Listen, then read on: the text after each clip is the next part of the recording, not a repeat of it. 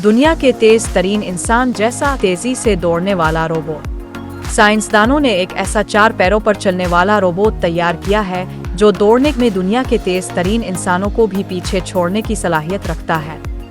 Black panther 2.0 नामी robot को चीन की जिजियांग यूनिवर्सिटी के माहिरीन ने तैयार किया। इस रोबोट का वजन 38 किलोग्राम है, जबकि कद 2.1 फुट है। मगर इसकी खास बात 10 सेकंड से भी कम वक्त में 100 मीटर तक दौड़ना है।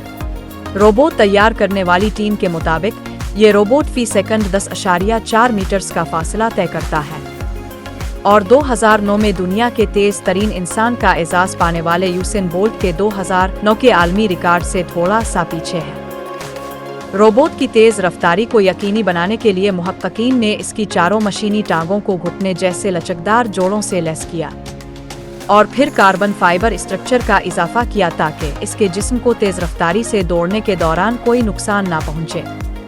ये रोबोट आर्टिफिशियल इंटेलिजेंस को नई चीजें सीखने के लिए इस्तेमाल करता है और दौड़ने के दौरान इर्द गिर्द के माहौल से मुताबिकत पैदा करता है।